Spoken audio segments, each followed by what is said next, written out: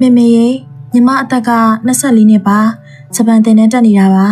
နေကနေရန်ကုန်လာတက်တာပါတစ်နှစ်ရှိပါပြီညီမကောင်လေးကနေမှာပါ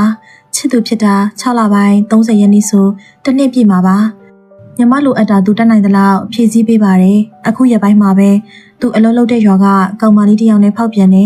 ညီမသိတော့ဖြတ်ပစ်ပါတယ်အရင်ကဆိုဖုန်းခဏခဏပြောဖြစ်ပါတယ်အခုနောက်ပိုင်းတော့အလုံးမအားလို့ဆိုပြီးတရက်တစ်ခါလောက်ပဲပြောဖြစ်ပါတယ်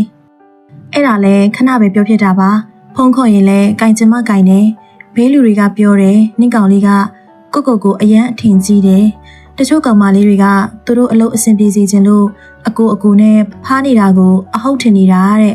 ညီမလည်းအနေဝေးပေမဲ့သူ့အပေါ်သစ္စာရှိခဲ့ပါတယ်သူကတခါဖောက်ပြန်လိုက်တော့ညီမသူ့ကိုယုံကြည်မှုမရှိတော့ဘူး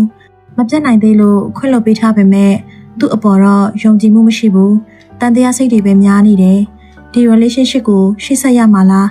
ရပ်တန့်လိုက်ရမှာလားဝေခွဲမရဖြစ်နေလို့အကြံပေးကြပါအောင်ရှင်မိမသားတို့ရှင်ဖွင့်ရ